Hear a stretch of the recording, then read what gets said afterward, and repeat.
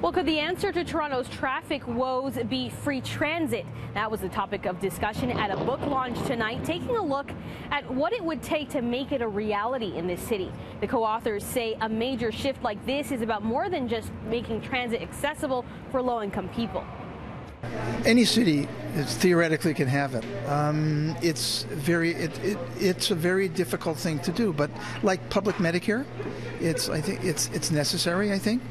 That's the argument being made in a book called Free Public Transit and Why We Don't Pay to Ride Elevators. The collection of essays from around the world looks at why transit should be seen as a right rather than a commodity to be purchased. It has a lot to do with people's right to mobility.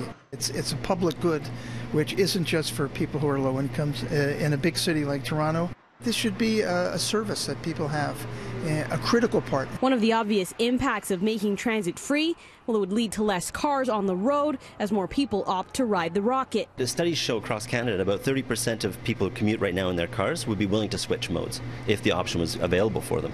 But one of the other benefits advocates say is the potential impact on climate change. In some regions of the city, of the world, and Montreal particularly, it's something like 65% of our greenhouse gases, our emissions are coming out of the transport sector. About 85% of that is in the private automobile. It's the rush hour going back and forth. Jason Prince, an urban planner who co-edited the book, says it's not just as simple as dropping the fare. Governments first have to invest in building more transit that works in all parts of the city. If you were to make it free tomorrow in Toronto, that would throw the whole system into lockjaw. It would be chaos.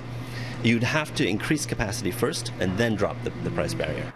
But investments in transit is something Toronto has fallen short on. Only about 30% of the TTC's operating costs is paid for by government funding. The other 70% comes from customer fares. It's the highest in North America, and it's one of the highest in the global north. Right now, part of that funding comes from the provincial gas tax, something incoming Premier Doug Ford has promised to slash. But Prince points out there is at least one benefit to having a former Toronto City Councillor at Queen's Park. Experienced municipal politicians that really are able to kick out a big idea like free public transport. That's when it works. There are currently 100 cities around the globe with free public transit. The biggest system is in Estonia, in a city of about 500,000 people.